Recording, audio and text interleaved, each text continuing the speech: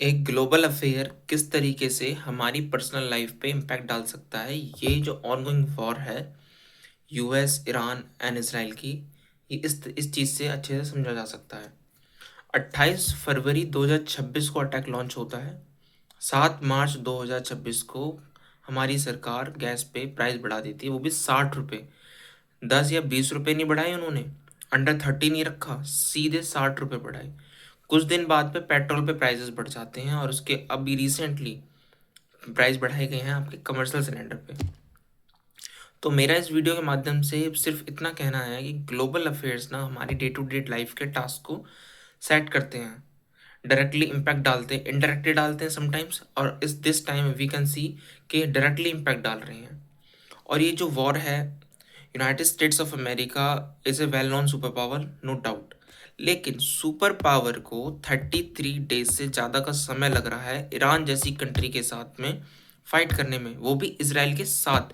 यानी कि दो मिलिट्री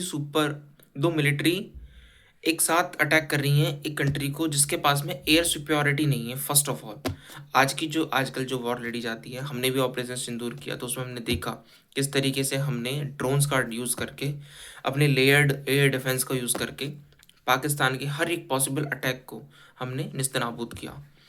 एयर सुपीरियरिटी होने के बावजूद भी United States of America struggle कर रहा है विद ईरान।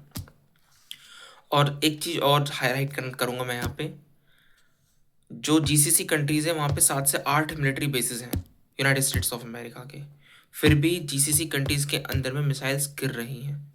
जीसीसी कंट्री खुद और मतलब यूएस से कोई भी सपोर्ट सिस्टम नहीं मिल रहा है। अगर सपोर्ट सिस्टम मिला होता तो 8 military bases is enough to defend these countries, but not so. अपनी गवर्नमेंट की पॉलिसीज़ किस तरीके से रन कर रही हैं ड्यूरिंग दिस कॉन्फ्लिक्ट, ये भी देखना होगा। जैसे कि कल मैंने एक ट्वीट पढ़ा एएनआई में, जिसमें बताया गया कि सरकार उन एरिया में रहने वाले जहाँ पे पीएनजी अवेलेबल है उनसे कह रही है कि आप एलपीजी को त्यागें और आप जल्द से जल्द पीएनजी का कनेक्शन लें। मुझे एक चीज़ समझ नहीं आ रही है कि हमने इतनी बैड प्लानिंग क्यों की।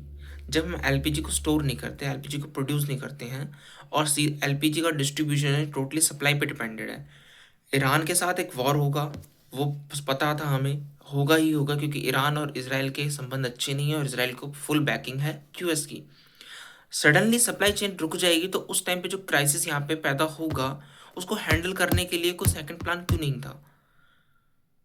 अब मैं जानना चाहूँगा कि आप इस चीज़ पे मुझे कमेंट सेक्शन में बताएं कि जो सवाल मैंने राइज़ किया है क्या वैलिड है या नहीं। क्योंकि मेरे अकॉर्डिंग तो भाई ऐसी प्लानिंग होनी ही चाहिए कि जो चीज़ डायरेक्टली सप्लाई चेन पे डिपेंडेड है, और जो सप्लायर कंट्री, अगर वहाँ से जो सप्लायर शिपिंग लेन है, अगर वहाँ पे डिस्ट्रप्शन हो जाता है तो कैसे मेंटेन करोगे तुम, यहाँ पे कैसे हैंडल करोगे यहाँ पे चीज़ों को।